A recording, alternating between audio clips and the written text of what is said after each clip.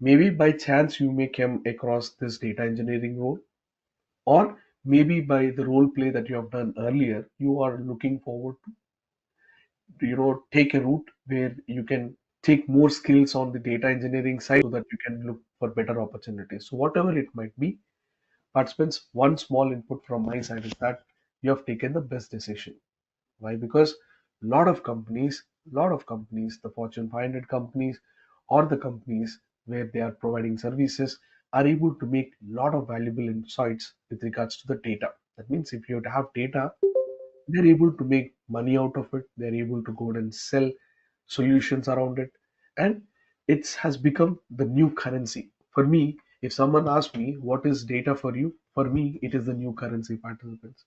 So if you're good in understanding data, you'll be able to go ahead and do a lot of things with it. Even if you want to do something, what you do, you look at the data. You start looking at the data. You start look. If you want to purchase something, you'll get to see how people are giving a review about the product that you're purchasing. So if review is more important, so where does this review come from? The data that is stored behind these reviews.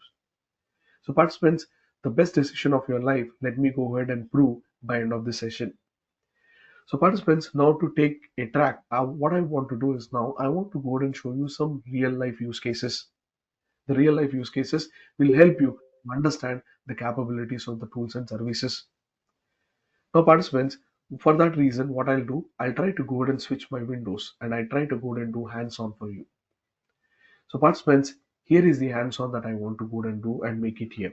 So participants, what are the tools that I'm using? I'm using in Azure a service, or I'm trying to use the Microsoft Azure on a portal URI, that is portal.azure.com. It's an account, basically a cloud account where we get to go ahead and access the services for our data engineering. So participants, one of a very popular service, I'm not going into the details at this moment, I'll come back to the details, where I want to go ahead and handle the programming with regards to Databricks.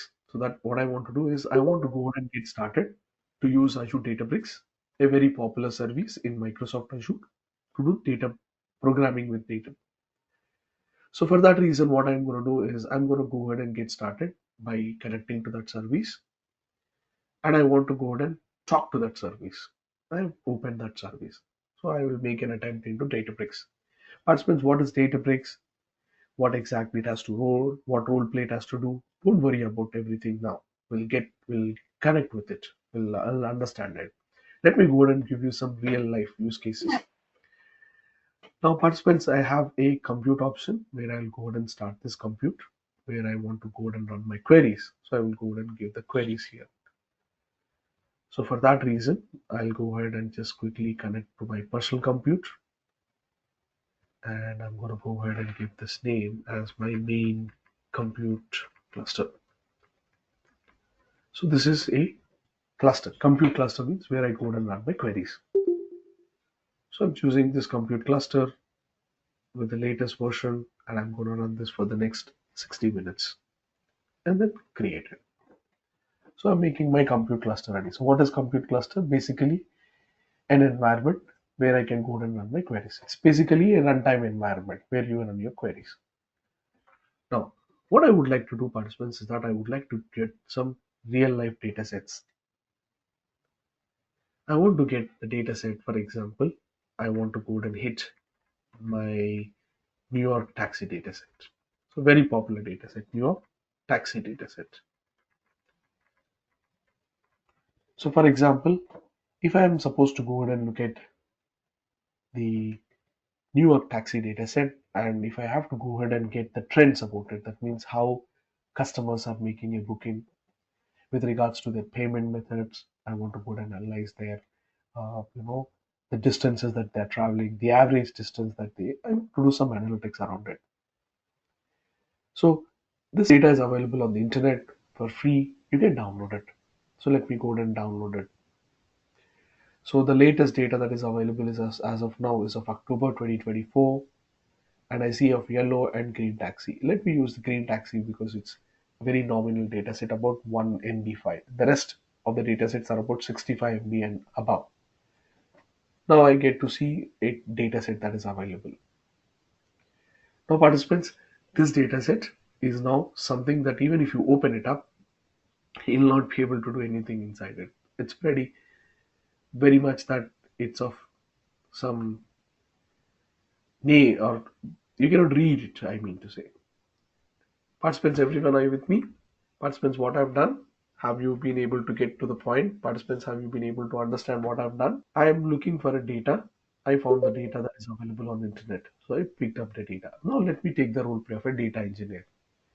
Now as a data engineer, my role play is how many customers are traveling.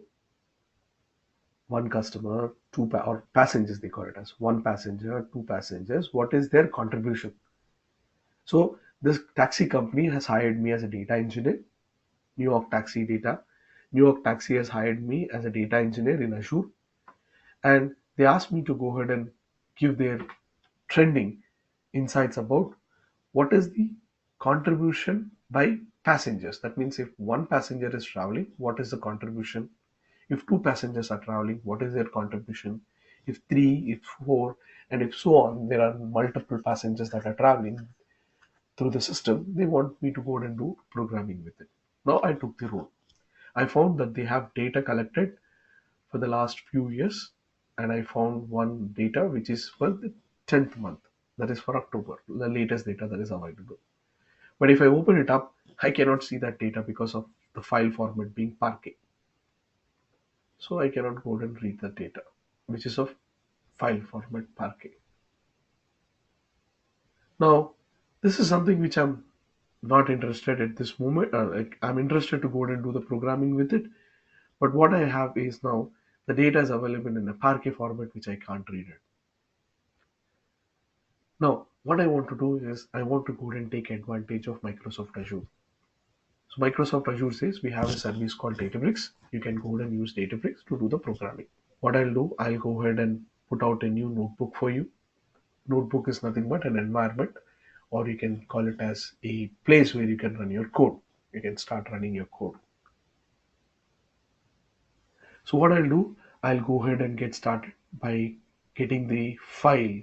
I want to get this file. What is that file? The file to my file system. I want to get to my file system. We call it as the file system. So what I'll try to do now is I'll try to go ahead and upload this file system. So I'll go ahead and run it. This is the path where I need to go ahead and use it. So this is my New York or green taxi underscore file path, a path where I'm trying to get the data from. This is a location where I'm connecting to this data set, and I'm running the query against this. Participants, everyone, are you with me? Don't worry, participants, if you're very new to programming, it's okay. There's nothing rocket science in this. Just I'm starting. So participants, wait for some time. Don't look at the code, look at the outcome. What I'm trying to achieve with that outcome. That's more important now. Code, even if you ask ChatGPT will give you the code. Don't worry about the code. Code is not important. Now, the data that was not available for me to get used on my local, I brought this data into Databricks. Now, what I'll do, I'll go ahead and ask the system, hey, I brought this data. Can I see this data? I want to see what is there inside this data. So, participants, we have this tool called Spark can help us. What is this Spark? Don't worry about it. I'll explain it. I'll go ahead and enter the code, and it will display the data for me. Now I can read it. I need to confirm the path.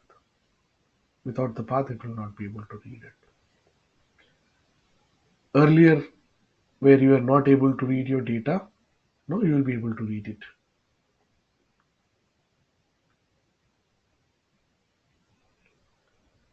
Participants, now you can see I'm able to read the data. So participants, what I've done earlier, the data was not at all easy for me to read. Now I'm able to read it. That's good. I'm able to read the data. If I'm able to read the data, can I go and perform queries on top of it? Participants, a little bit of programming I will do. What is that programming? I'm going to go ahead and ask this guy who has collected the data, hey, you have done a great job, man, by reading the Parquet file. What I want to do is I want to go ahead and get to see that how many passengers I have. These are the passengers that I have. And what is their amount in terms of the fare. So there are particular number of passengers. So what I want now is I want to go ahead and run a simple query that Spark Baba, can you go ahead and group them? What I want this group by, okay, group by what exactly I want to group by? I want to group by the passenger count. That means how many passengers are traveling. Passenger underscore count. I want to get the count of the passengers. Group by the passenger count. And I want to get to see not the count, but I want to see how is the sum collected. What for the fare amount. They have used the fare, right? So I want to get the fare amount. And once the fare amount is done, let's go ahead and display the data. I'm just trying to get. Now you see, participants, how I've smoothly built the system. That means if the customers are traveling one in number, this is the amount of data that is, or this is the amount of fare that is collected. Whereas refunds, this generally represents refunds. That means no customers are traveling, means they might have traveled, but the customer was given refund, some kind of information. Okay. Have you been now able to understand the scenario from where exactly we were? We were in the form of a Parquet file. We are given in the form of a Parquet file. And now I got this data into a tabular value. Now you can see this data. One more interesting thing that I can do here is my manager says, yes, Siddharth, I'm quite happy with the outcome. Can you just generalize it by giving a graphical UI for it? Why not? I'll just make this visualization done. That which passenger count is giving me the more amount. I want to show them in the form of a bar chart, and I want to color them up by the passenger count. Let's do one thing. Let's make this horizontal chart and save it. There we go. So participants, can you see now? I'm able to go ahead and get their contributions. Participants, can you see their Yep. contributions in the form of visualization? Let me confirm the vision. Now this is visualization. Irrespective of the code that I've written, can you go ahead and give me a round of confirmation, everyone? Participants, can you go ahead and give me a round of confirmation?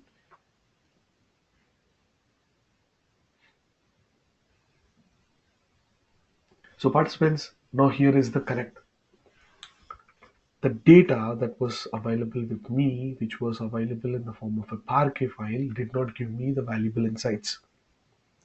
But when I try to go ahead and handle the data by bringing data from the system into Databricks, and when I was able to go ahead and do programming, a little bit of programming with it, now I'm able to get to see data.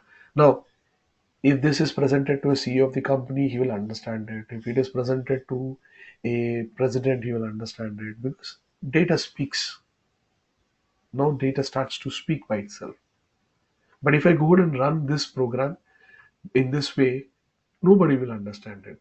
If the data is presented to them in this way, if I ask them, if my senior manager asks me, hey, I want to see the results. If you ask him, hey, I kept the data available in the Databricks, go ahead and run this query and you'll get the outcome. You know what they will do? They'll fire me up. So designated jobs are available. What are the jobs?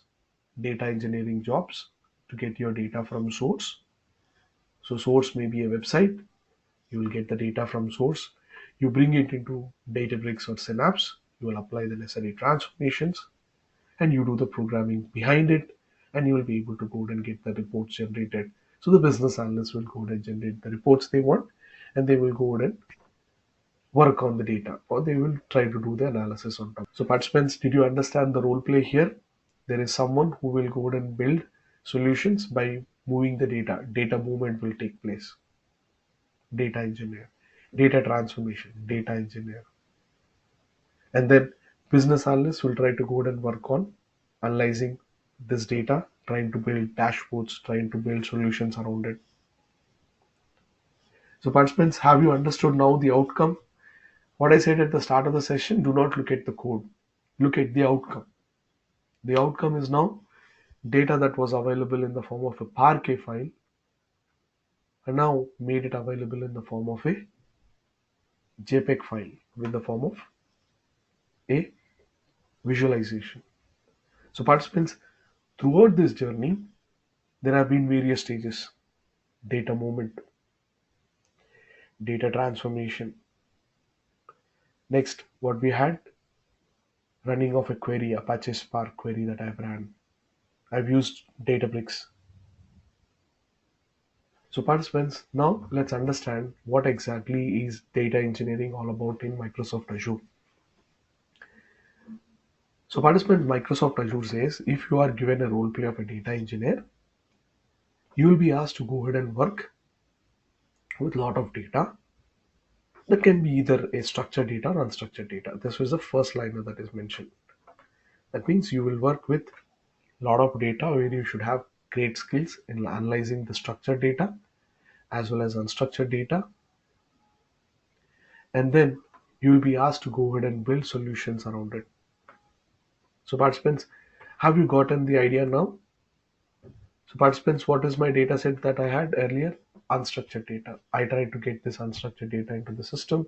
I tried to go ahead and work with that unstructured data, and I'm trying to build solutions around it. That is the primary ask from Microsoft Azure.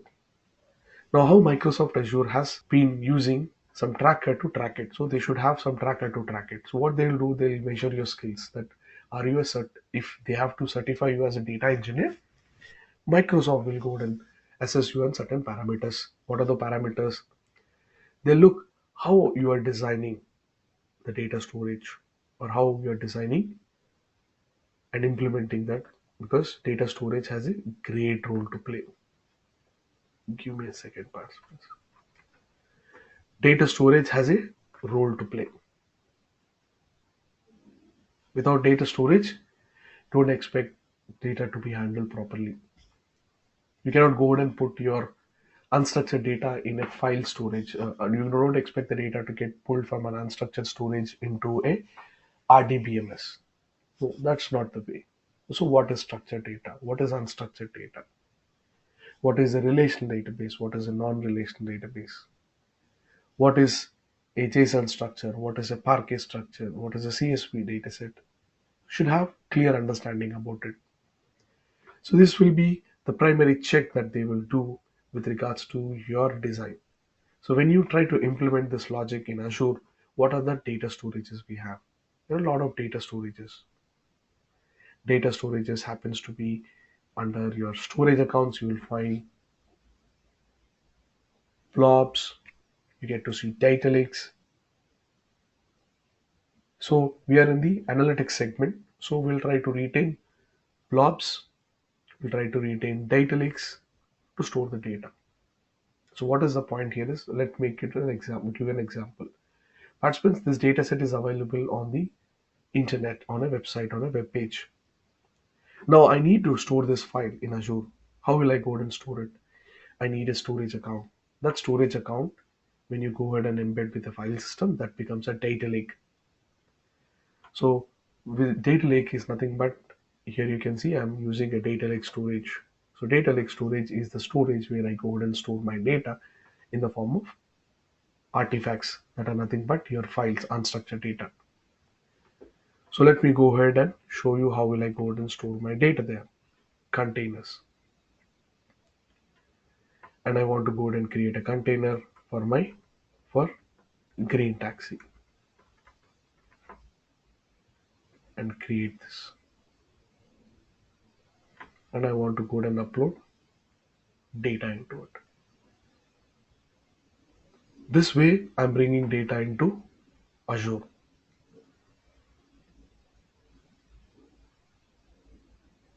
Participants, you see how I brought this data into Azure data storage.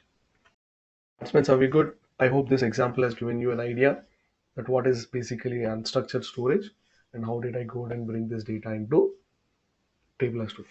For structured data, you have databases offering. You have databases like SQL databases, NoSQL databases. I'll not go into those details for now.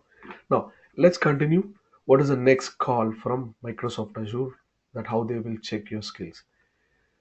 Now, participants, this is a skill that will constitute up to 70% data processing. That means how you process your data. It's not just a simple query, participants. It's not that you write a SQL query and you get your outcome. No. Data processing means you connect to your data source, you apply necessary transformations, you will go ahead and make the data in such a way that it is programmable. Is something that you can go and run.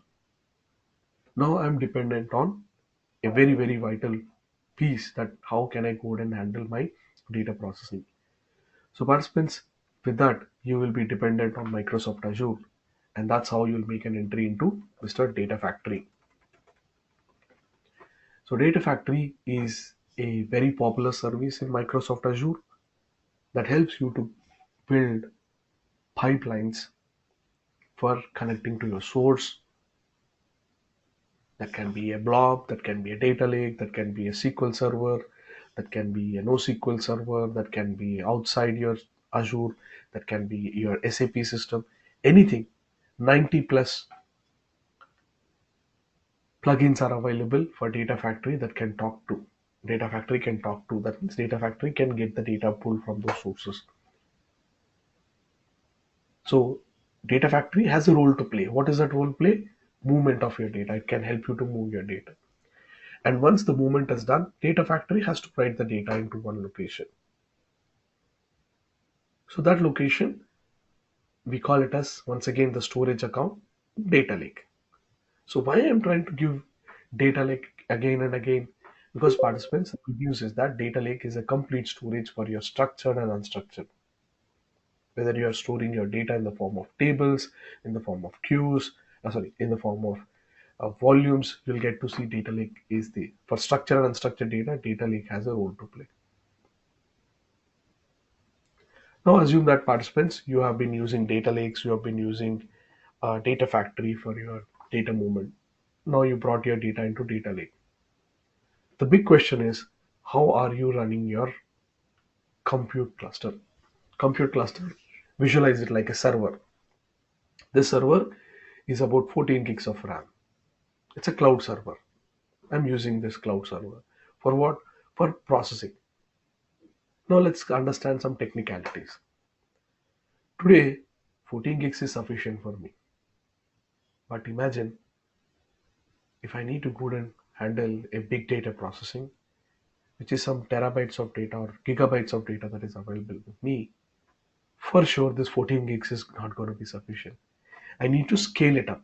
Maybe 14 needs to be 28, or I need not a single machine, I need multiple machines. See, if you click on this compute, you will get an idea. Minimum I need two machines to run. I can go up to eight machines, which are of using 16 gigs of RAM. So this is how I can scale up and scale down like a regulator. I can turn off and turn on my compute machine count. More amount of compute machines, more amount of memory, and more amount of RAM. Compute is like your server that is that's going to run in the background to achieve your data processing. Now the question comes is, if it is a single machine, very much understandable. But data is now spreading across 2 to 8 machines. That means two machines, it can go up to 8. That means you have multiple machines, more than two. Imagine I have now 8 machines. So how will you distribute your data across these 8 machines? You need a very powerful distributed computing engine. Welcome everyone. to another revolutionary technology called Apache Spark. This makes it possible.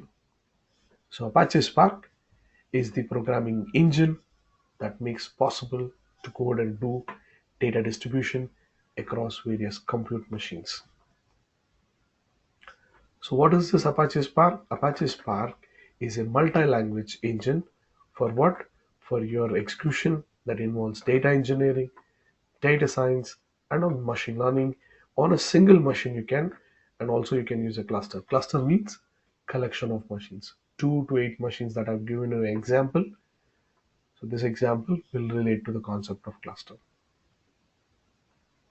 And participants, here is the tip that I want you to connect. The code that I've been writing here, if you look into the notebook, is none other than the Apache Spark code.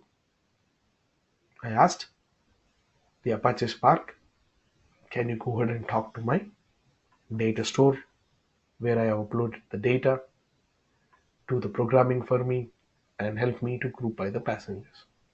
That means now, as a data engineer, what is your skill? Apache Spark. Where you'll utilize it? In Databricks. What is a cloud provider? Azure. What are the services you use? Data lakes.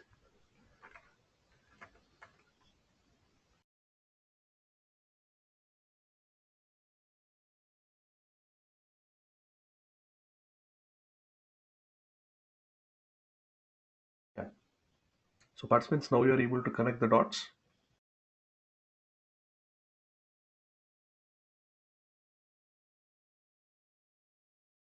Now Yes. these dots, participants, will make your learning path. Let me get to the learning path.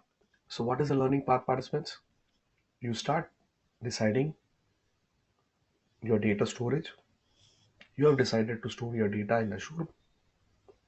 You will do necessary transformations using Data Factory or using Synapse. Synapse is another service that is available in Microsoft Azure that can help you to do data transformations, which is you get to see. Here is the first module. Here is the second module, or first module decide is taking the storage. Then you go ahead and handle data integration, data transformation using Synapse or Data Factory, and you build solutions around the data factory. Then, participants, there comes the Databricks. Databricks, Synapse, if you compare, organizations are on great adoption to Databricks. That means organizations are currently using Databricks heavily when compared to Synapse. For what reason? It's not about the reason. It's all about it is all about the kind of support that they get from Databricks. Databricks is very popular in the space of lakehouse architecture, and it is the pioneer in this. So a lot of companies are using Databricks. But my suggestion is that you build your skills thoroughly on Databricks and also give weightage to other services in Azure so that you become a certified Azure data engineer. But when it comes to the role play, to the data engineer, you build your skills thoroughly on Databricks. So with that, participants, you will be traveling with me for the next months to make yourself starting from zero certification level, as well as complete hands-on approach where you will go and do things by yourself. You are required to create an account. You need to go and do programming with it. So participants, with this, I sum up my discussion and demonstration on the Azure Data Engineering.